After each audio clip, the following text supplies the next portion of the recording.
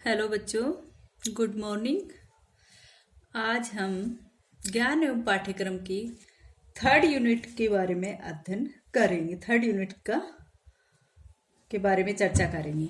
और third unit में सबसे पहला अपना टॉपिक है पाठ्यक्रम, यानी कि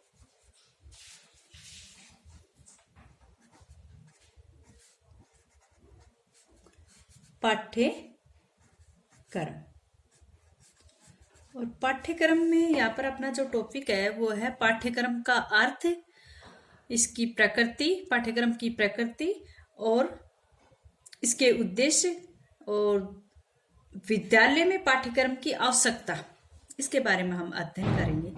तो सबसे पहला अपना टॉपिक है थर्ड यूनिट में पाठ्यक्रम का अर्थ एवं प्रकृति, या फिर इस पाठ्यक्रम की अवधारणा लगा लो, या विद्यालय में पाठ्यक्रम की आवश्यकता। आगे का जो अपना टॉपिक होगा वो पाठ्यक्रम और पाठ्यचर्या में अंतर क्या है, पाठ्यक्रम को प्रभावित करने वाले कारक क्या है, पाठ्यक्रम के विभिन्न प्रकार जैसे विषय केंद्रित या अनुभव केंद्रित या गतिविधि केंद्रित या बाल केंद्रित या कौशल केंद्रित, इस तरह के अपने टॉपिक रहेंगे। तो पहला अपना आज का जो टॉपिक है वो है पाठ्यक्रम का अर्थ एवं प्रकृति।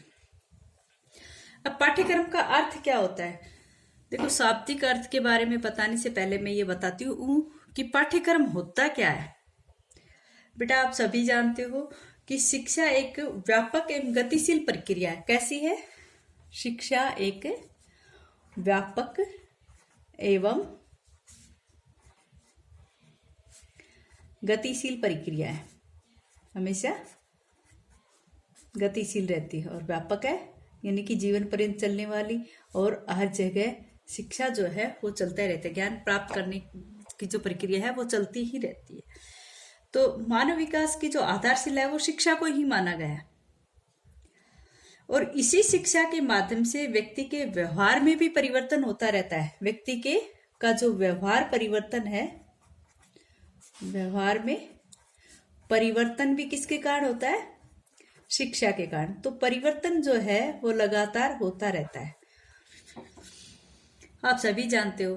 तो ये जो शिक्षा जो व्यक्ति के व्यवहार में परिवर्तन करती है, ये शिक्षा एक प्रकार से ये माना जाता है कि ये मनुष्य का तीसरा नेत्र है, ज्ञान का तीसरा नेत्र, या मनुष्य के ज्ञान का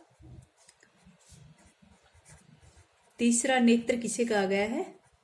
शिक्षा को कहा गया, शिक्षा को। अब ये शिक्षा जो है ये किस तरह से प्राप्त की जाती है, इसके बारे में अगर हम ध्यान दें तो हम सभी जानते हैं कि आदिकाल से शिक्षा जो है वो किसी न किसी रूप में दी जाती थी। सर्वप्रथम जो हमें शिक्षा देते हैं वो कौन देते हैं? माता पिता देते हैं, माता पिता से शिक्षा। और ये आदिकाल से नहीं, अब भी ये माता पिता से शिक्षा। और जो माता पिता हमें शिक्षा देते हैं वही हमें जीवन की विभिन्न परिस्थितियों से अवगत भी करा देते हैं। माता पिता हमें जीवन की विभिन्न परिस्थितियों से अवगत भी करा देते हैं। बाद में धीरे धीरे जो समाज में जो ज्ञानार्जन की प्रक्रिया बढ़ती है, सबसे पहले वो माता पिता से शुरू होती है, और माता पिता के बाद हम समाज से ज्ञानार्जन करते हैं। और धीरे धीरे जो शिक्षा का महत्व इतना अधिक बढ़ गया कि यहाँ पर समाज का स्थान तो गौण हो गया, और शिक्षा को अच्छे से अनुभव किया जाए, कि शिक्षा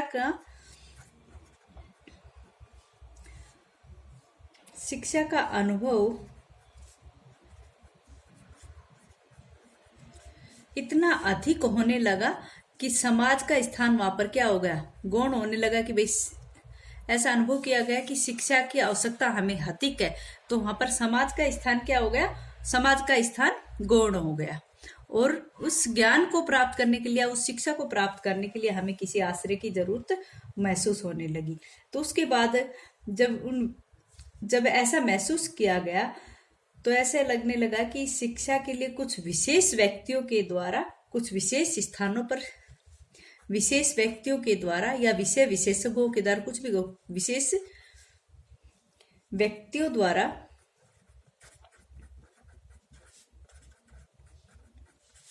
विशेष स्थान पर ज्ञान दिया जाने लगा। विशेष स्थान पर ज्ञान दिया जाए, मतलब कि जब समाज का स्थान गौण हुआ तो ये महसूस किया गया शिक्षा में कि कुछ विशेष व्यक्तियों द्वारा कुछ विशेष स्थान पर कुछ विशेष ज्ञान दिया जाए। तो वहां पर आ गई बात किस पर? अध्यापक पर और विद्यालय पर। अध्यापक पर और विद्यालय की, यानी कि स्कूल की आवश्यकता महसूस की गई। भाई स्थान में तो विद्यालय, और व्यक्ति कौन था यहाँ पर? व्यक्ति कौन था यहाँ पर? अध्यापक, शिक्षक। तो ऐसा महसूस किया गया कि शिक्षक तथा विद्यालय को, इन दोनों ही चीजों का विकास किया जाए। तो जब शिक्षक और विद्यालय को महत्व दिया गया तो एक प्रकार से हमारे सामने औपचारिक शिक्षा का प्रादुर्भाव, औपचारिक शिक्षा जो किसी विशेष व्यक्ति द्वारा विशेष स्थान पर विशेष समय पर शिक्षा प्रदान करता है, वो औपचारिक शिक्षा के अंतर्गत आने लगा था। क्योंकि नियोजित कुछ ऐसे उद्देश्य निर्धारित किए गए थे उस समय कि उन उद्देश्यों की पूर्ति के लिए व्यवस्थित ढंग से ही कहीं पर ज्ञान प्रदान किया जाए। तो वहां पर ये सब ज्ञान किस में आने लगा? ये सब औपचारिक शिक्षा के अंतर्गत आने लगा। औपचारिक शिक्षा के अंतर्गत, ठीक है। सभी ये महसूस करने लगे कि विज्ञान कुछ अधिक होना चाहिए व्यक्ति को। तो वहां पर समाज की जगह पर स्कूलों को महत्व दिया गया, अध्यापक को महत्व दिया गया, और शिक्षा का एक रूप सामने आया, वो था औपचारिक रूप से। औपचारिक रूप में जैसे किसी विशेष व्यक्ति द्वारा या विशेष स्थान पर किसी विशेष उद्देश्यों की पूर्ति के लिए ज्ञान प्रदान किया जाने लगा, वो औपचारिक। और जिसके साथ व्यक्ति में व्यवहार परिवर्तन हो रहा था, इस कारण से शिक्षा का जो औपचारिक रूप था वो सामने आया। बाद में धीरे धीरे अनौपचारिक रूप से भी शिक्षा जो है वो एक साधन के रूप में हमारे सामने आई। फिर विद्यालय में कुछ विशेष उद्देश्यों की पूर्ति के लिए या फिर उसको नियोजित या सुव्यवस्थित करने के लिए पाठ्यक्रम की आवश्यकता महसूस की गई, जिसको जो हमारे पाठ्यक्रम को जो हमारे उद्देश्यों को या फिर हमारी योजनाबद्ध शिक्षा प्रणाली को लागू करता है, वो कौन है? पाठ्यक्रम है। और जो पाठ्यक्रम शब्द है,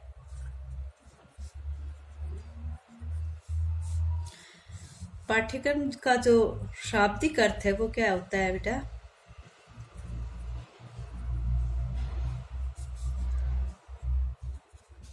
पाठ्यक्रम शब्द जो है उसका शाब्दिक अर्थ अगर हम देखें तो पाठ्यक्रम जो है वो आंग्ल भाषा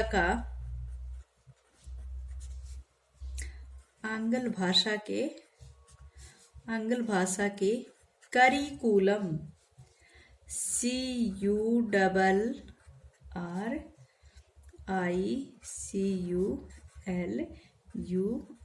यानी कि करिकुलम शब्द का हिंदी रूपांतरण है।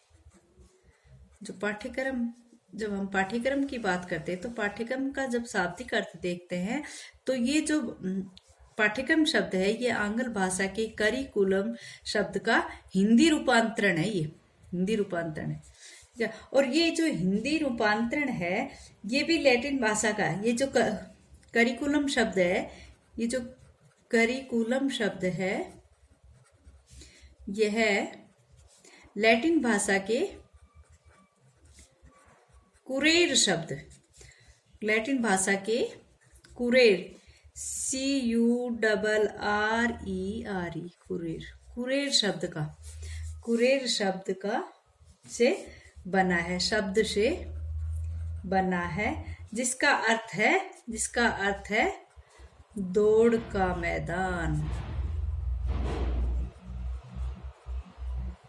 यानी कि रनवे और रेस कोर्स, दौड़ का मैदान। यानी कि लास्ट में जो आंग्ल भाषा का करिकुलम शब्द था वो हिंदी भाषा का हिंदी रूपांतरण है, किसका? करिकुलम का। और करिकुलम ये शब्द लैटिन भाषा के कुरेर से बना है, जिसका अर्थ होता है दौड़ का मैदान। ठीक है, इस प्रकार से हम सब कह सकते हैं कि पाठ्यक्रम का शाब्दिक अर्थ जो है वो एक मार्ग की तरफ संकेत करता है। एक पाठ्यक्रम एक मार्ग है। हम सब कह सकते हैं कि पाठ्यक्रम जो है वो एक मार्ग है। पाठ्यक्रम जो है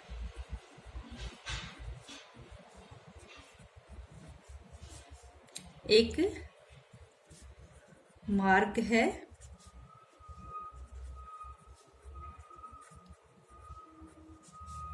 जिस पर चलकर बालक,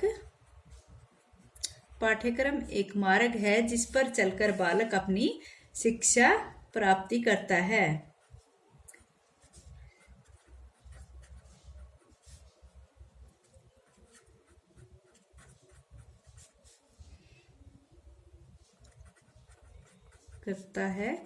या शिक्षा प्राप्ति के लक्ष्य को प्राप्त करता है। इस प्रकार से ये पाठ्यक्रम का अर्थ है। पाठ्यक्रम एक मार्ग है जिस पर चलकर बालक अपनी शिक्षा प्राप्ति करता है या फिर शिक्षा प्राप्ति के लक्ष्य को पूर्ण करता है। इस प्रकार से हम कह सकते हैं कि पाठ्यक्रम एक ऐसा दौड़ का मैदान है अथवा ऐसा साधन है जिसके द्वारा शिक्षा व जीवन के लक्ष्यों की प्राप्ति की जा सकती है। ठीक है, पाठ्यक्रम जो है, पाठ्यक्रम एक ऐसा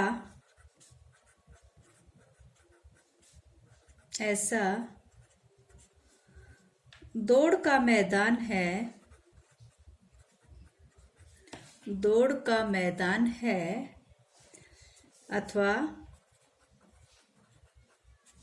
अथवा ऐसा साधन है जिसके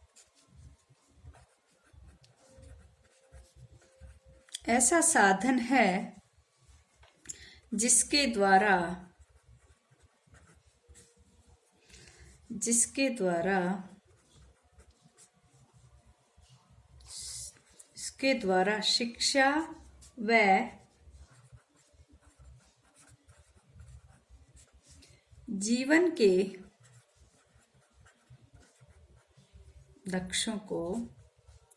जीवन के लक्ष्यों की प्राप्ति होती है।